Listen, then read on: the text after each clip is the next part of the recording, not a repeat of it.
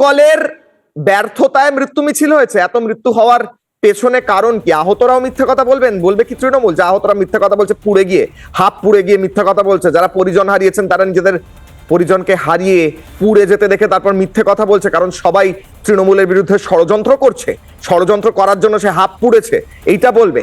কি বলছেন আহতরা দমকলের বিরুদ্ধে, শুনুন। আগুন লাগলে আগুনটাকে প্রাথমিকভাবে নেভানোর জন্য যে ব্যবস্থা, সেগুলো কোনোদিন ছিল না? ওটা ছিল না।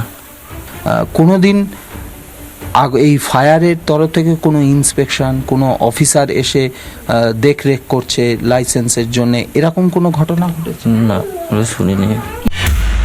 সেই সময় দমকল কি যথেষ্ট পরিমাণে এসছিল? দমকল এসছে 5টা, 5:30টার দিকে দমকল এসছে।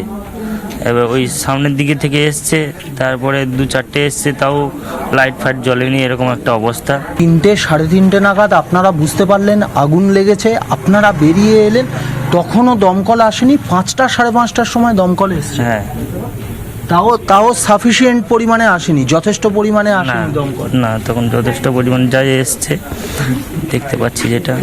ততক্ষণে তো আপনাদের ডেকোরেটর সংস্থার সবকিছু পুড়ে গেছে, জ্বলছে, ওই দিকটাতে যায়নি? না, ওই দিকটাতে আসেনি তখন।